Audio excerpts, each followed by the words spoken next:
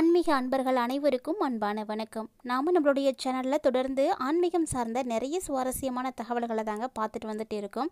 அந்த வரிசையில் இன்றைக்கி என்ன நம்ம பார்க்க போகிறோம் அப்படின்னா, எப்போதுமே நம்ம எந்த ஒரு செயலை தொடங்குறதா இருந்தாலும் எல்லாரும் சொல்லக்கூடிய விஷயம் என்னென்னா, விநாயகரை வழிபாடுகள் செய்யுங்க. விநாயகரை வழிபட்ட பிறகு தான் துவங்கணும். அப்போ தான் அந்த காரியம் சிறப்பாக நடக்கும் அப்படின்னு சொல்கிறது உண்டு. அந்த காரியம் தடை இல்லாமல் நடக்கிறதும் வெற்றிகரமாக முடிகிறதும் நம்ம கண்கூட காலங்காலமாக பார்த்துட்டு இருக்கோம். இது பார்த்திங்கன்னா இன்றைக்கும் பலருடைய நம்பிக்கையாகவே இருந்துகிட்டு இருக்குது. ஸோ விநாயகர் பெருமான் பார்த்திங்கன்னா ஒரு எளிமையான ஒரு தெய்வம் அப்படிங்கிறதுனால தான் அவரை எங்கே வைத்து வேண்டுமானாலும் நம்ம வழிபாடு செய்யலாம் அப்படின்னு சொல்லுவாங்க. இந்த விநாயகர் சிலை இருக்கக்கூடிய இடத்துல செல்வ வளம், ஆரோக்கியம், வெற்றி இது எல்லாமே கிடைக்கும். தடைகள் எதுவும் இருந்தால் கூட நீங்கி போயிடும். அதனால தான் நம்ம தொழில் செய்யக்கூடிய இடங்களில் பெரும்பாலும் நிறைய இடங்களில் பார்த்திங்கன்னா விநாயகர் சிலை தான் வச்சுருப்பாங்க. இதுக்கு மிக மிக முக்கியமான காரணமே இந்த ஒரு விஷயந்தான். ஸோ இப்படிப்பட்ட விநாயகரை நம்ம எந்த வடிவத்தில் வேணாலும், எந்த அளவில் வேணாலும், எப்படி வேணாலும் வச்சு வழிபாடுகள் செய்வாங்க. அவரை எப்படி வழிபாடு செஞ்சீங்க அப்படின்னாலுமே அவர் உங்களுக்கு அருளாசி கண்டிப்பாக கொடுப்பாருங்க. இருந்தாலுமே இந்த விநாயகர் சிலையை வாஸ்துப்படி ஒரு சரியான திசையில் மட்டும் நீங்கள் வச்சுட்டீங்க அப்படின்னா உங்களுடைய வாழ்க்கையை அப்படி உங்களுடைய தலையெழுத்தே மாற்றி கொடுப்பாரு. சரியான இடத்துல வைத்து வழிபாடு செய்யும் பொழுது அதனுடைய பலன் பார்த்திங்கன்னா பல மடங்காக அதிகரிக்க ஆரம்பிக்கும். இதனால் விநாயகர் சிலையை வீட்டில் வைத்து வழிபாடு செய்யக்கூடியவங்க அதுக்கு முன்னாடி சரியான இடம் என்ன அப்படின்றத கண்டிப்பாக தெரிஞ்சுக்கோங்க. முறைப்படி அவரை வச்சுட்டிங்க அப்படின்னாலே போதுமானது. நிறைய மாற்றங்கள் உங்களுடைய வாழ்க்கையில் நடக்கும்.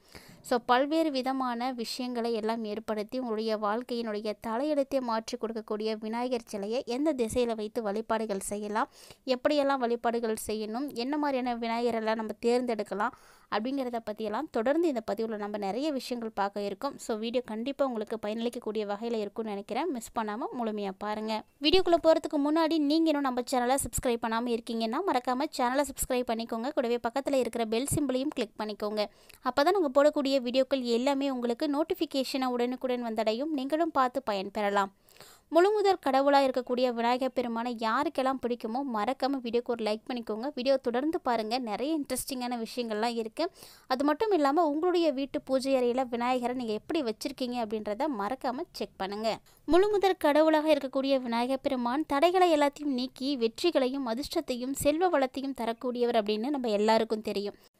அப்படிப்பட்ட விநாயகரை நம்ம வழிபாடுகள் செய்தால் துன்பம், தோஷம் இது எல்லாமே விலகி போயிடும். இதனால் பலருடைய வீடுகளில் வீட்டு வாசலில் விநாயகருடைய சிலைகளை வச்சுருப்பாங்க. ஸோ இது பார்த்திங்கன்னா வாஸ்து பரிகாரம், கண் திருஷ்டி இது போன்ற பல காரணங்களாக சொல்லப்படுது. அதுக்கு முன்னாடி பலருக்கும் பார்த்திங்கன்னா இந்த விநாயகர் சிலையை வைக்கணும் அப்படிங்கிறத தாண்டி அதை எந்த திசையில் வைக்கணும் எப்படின்ற சரியான முறை அப்படின்றது தெரியவே தெரியாது. ஸோ அந்த சரியான முறையை தான் நீங்கள் இந்த பதிவில் தெரிஞ்சுக்க போகிறீங்க. கண்டிப்பாக இந்த பதிவு உங்களுக்கு ரொம்ப ரொம்ப யூஸ்ஃபுல்லாக இருக்கும். தொடர்ந்து பாருங்கள். விநாயகர் சிலையை சரியான இடத்துல வச்சா மட்டும் போதாதுங்க. அது எந்த காரணத்திற்காக அந்த இடத்துல வச்சுருக்காங்க அப்படின்றதையும் அதனால் கிடைக்கக்கூடிய பலன்களையும் தான் நீங்கள் இப்போ தெரிஞ்சுக்க போகிறீங்க. வாஸ்துப்படி விநாயகர் சிலையை சரியான இடத்துல வச்சோம் அப்படின்னா உங்களுடைய தலைவிதியை மாற்றி நினைத்து பார்க்க முடியாத அளவுக்கு பல நன்மைகளை கொடுப்பாரு. அப்படிப்பட்ட விநாயகர் சிலையை வைக்கிறதுக்கு சரியான இடம் எது அப்படின்னு தெரியாதவங்களாம் தொடர்ந்து பாருங்க. ஏன்னா இந்த பதிவின் மூலமாக நீங்கள் அதெல்லாம் தெரிஞ்சுக்க இருக்கீங்க. செல்வம், மகிழ்ச்சி, நிம்மதி இது எல்லாத்தையும் ஈர்க்க வேண்டும் அப்படின்னு நினைக்கக்கூடியவங்க நீங்கள் வெள்ளை நிறத்தில் இருக்கக்கூடிய விநாயகர் சிலையை வீட்டில் வாங்கி வைங்க. ஒரு சிலையை வைக்க முடியல அப்படின்னா விநாயகருடைய படத்தை கூட நீங்கள் வாங்கி வச்சுக்கலாம். விநாயகருக்கு பின்னாடி பகுதி உங்களுடைய வீட்டு வாசலை நோக்கி இருக்கிற மாதிரி வச்சுக்கோங்க. இந்தியாவை பொறுத்த வரைக்கும் ஒரு சில பண்டிகைகள் மட்டும்தான் ரொம்ப ரொம்ப பிரம்மாண்டமாக எல்லா மாநிலங்களிலும் கொண்டாடுறாங்க. அதில் ஒன்று தான் விநாயகர் சதுர்த்தியும். விநாயகர் பெருமான் அவதரித்த நாளாக கருதப்படக்கூடிய இந்த நாளில் பல்வேறு இடங்களில் பல்வேறு விதமான வடிவங்களில் அளவுகளில் சிலைகளை வைத்து வழிபாடுகள் செய்கிறாங்க. ஸோ இது பிரதிஷ்டை செய்து வழிபாடுகள் செய்த பிறகு ஓரிரு நாளுக்கு அப்புறமா ஆறு, கடல், குளம் இது போன்ற நீர்நிலைகள் இருக்கக்கூடிய பகுதிகளில் போய் கரைச்சிடுவாங்க.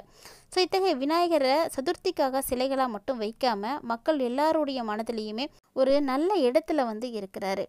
ஸோ இந்த ஒரு டைமில் பார்த்திங்கன்னா முழுமுதற் கடவுளாக இருக்கக்கூடிய விநாயகர் பெருமான ஆனைமுகன், விநாயகர் பிள்ளையார், கணபதி அப்படின்னு பல பெயர்களில் சமூகத்தில் அழைக்கப்படுறது உண்டுங்க.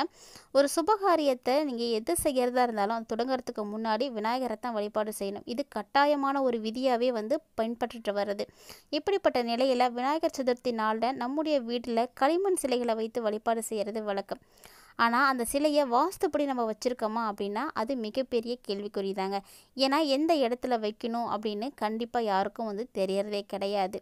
ஸோ இந்த டைமு நம்ம என்ன இடத்துல வந்து விநாயகரை வச்சு வழிபாடுகள் செய்யலாம் அப்படின்னு பார்க்கையில் முதல்ல நம்ம சரியான திசையை தான் தேர்ந்தெடுக்கணும். வீட்டினுடைய வடகிழக்கு மூலை தான் விநாயகர் சிலை வைக்கிறதுக்கான சரியான ஒரு இடம். இந்த இடத்துல நீங்கள் பூஜை அறையை வைக்கிறது ரொம்ப நல்லது. ஸோ பலருடைய வீடுகளில் இந்த இடத்துல தான் பூஜை அறை இருக்கும். அப்படி வடகிழக்கு மூலையில் நீங்கள் வைக்க வாய்ப்பு இல்லாதவங்க விநாயகர் சிலையை வடக்கு இல்லைன்னா கிழக்கு திசை நோக்கி மாதிரி வச்சுக்கோங்க. இது மாதிரி வச்சு வழிபாடுகள் செய்யலாம். அதுவும் வந்து உங்களுக்கு நல்ல பலனை கொடுக்கும். ஒரு வீடு அப்படின்னா அந்த வீட்டினுடைய பூஜை அறையில் கண்டிப்பாக விநாயகர் சிலை இருக்கிற மாதிரி பாருங்கள். ஏன்னா இந்த விநாயகர் சிலையை நம்ம சரியான இடத்துல வச்சு வழிபாடுகள் செய்யும் பொழுது நமக்கு நேர்மறை ஆற்றலானது அதிகரிக்க ஆரம்பிக்கும். உங்களுடைய வீட்டில் நீங்கள் எந்த காரியம் செய்கிறதா இருந்தாலும் அதில் ஏற்படக்கூடிய தடைகளானது விலக ஆரம்பிச்சிடும்.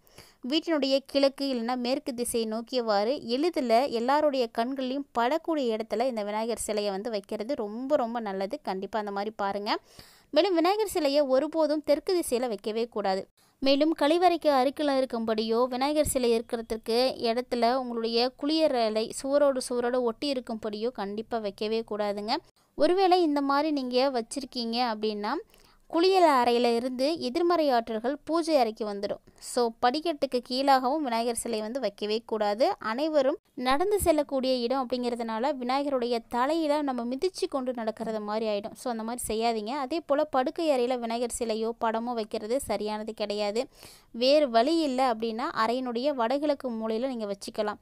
ஏன்னா உங்களுடைய கால் விநாயகர் சிலை இருக்கக்கூடிய திசை நோக்கி இல்லாத மாதிரி வந்து பார்த்துக்கிறது ரொம்பவே நல்லது. மேலும் மாம்பழம், அரச மரம், வேப்ப மரம் இதனால் செய்ய விநாயகர் சிலையை நீங்கள் வச்சுக்கலாம். இது பார்த்திங்கன்னா ரொம்ப ரொம்ப அதிர்ஷ்டகரமானதாக இருக்கும். இதை வீட்டினுடைய கதவுல வைக்கிறது பாசிட்டிவான ஒரு எனர்ஜியும் அதிர்ஷ்டத்தையும் உங்களுக்கு வந்து ஏற்படுத்தி கொடுக்கும்னு சொல்லுவாங்க. அதே போல் மாட்டுச்சாணத்தால் செய்யப்பட்ட விநாயகர் சிலையை வீட்டில் வைக்கிறது ரொம்ப ரொம்ப விசேஷமானது. இந்த விநாயகர் சிலை பார்த்திங்கன்னா உங்களுடைய துன்பத்தை எல்லாமே போக்கி நேர்மறை ஆற்றல்களை ஈர்த்து கொடுக்கும். அடுத்ததாக கிறிஸ்டுவாலான விநாயகர் சிலை. இந்த கிறிஸ்டலாலான விநாயகர் சிலை அப்படிங்கிறது வீட்டில் இருக்கக்கூடிய எல்லா விதமான வாஸ்து தோஷங்களையும் போக்கி கொடுக்கும். இது கொஞ்சம் விலை உயர்வாக தான் இருக்கும். இருந்தாலுமே கூட ஒரு சில இடங்களில் நிறைய செலவு பண்ணி வைக்க முடியாதவங்களாம் சாணத்தால் செய்த விநாயகரை வச்சுக்கோங்க போதும். என்னதான் கிறிஸ்டலான விநாயகர் விலை உயர்ந்ததாக இருந்தாலுமே கூட இதை நீங்கள் வீட்டில் வாங்கி வச்சிங்க அப்படின்னா உடனடியாக உங்களுடைய வாழ்க்கையில் நல்ல மாற்றம் வருவதை உங்களால் உணர முடியும். மஞ்சளாலான விநாயகர் சிலையும் வீட்டில் வைக்கலாங்க. ஸோ இது பார்த்திங்கன்னா உங்களுடைய விதியையே மாற்றி அமைத்து கொடுக்கக்கூடிய வல்லமை பெற்றது. இந்த சிலையை வீட்டில் வைக்கிறது ரொம்ப மங்களகரமானதாகவும் இருக்கும். நீங்களே உங்களுடைய கைகளால் செய்த விநாயகரை வச்சு கூட வழிபாடுகள் செய்யலாம். ஒருவேளை நீங்கள் அப்படி வழிபாடுகள் செய்கிறீங்க அப்படின்னா அது உங்களுடைய வாழ்க்கையை ரொம்ப ரொம்ப ஒளிமயமானதாக ஆக்கி கொடுக்கும்.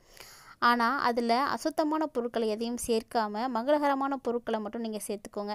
இல்லைனா எதிர்மறை ஆற்றலை பலனை வந்து குறைச்சி கொடுத்துடும். ஸோ நீங்கள் நல்ல ஒரு வேலை செய்கிறீங்க, ஒரு தொழில் செய்கிறீங்க அப்படின்னா அந்த இடத்துல கட்டாயமாக இருக்கக்கூடியதுன்னா விநாயகர் சிலை தான். விநாயகர் சிலையை வைக்க நினைக்கிறீங்க அப்படின்னா அந்த இடத்துல நீங்கள் என்ன மாதிரி விநாயகரை வைக்கணும் பார்த்தீங்கன்னா நின்ன கோலத்தில் இருக்கக்கூடிய விநாயகரை வைக்கிறது ரொம்ப நல்லதுங்க. இது நல்ல ஆற்றலையும் உற்சாகத்தையும் வந்து கொடுக்கும்.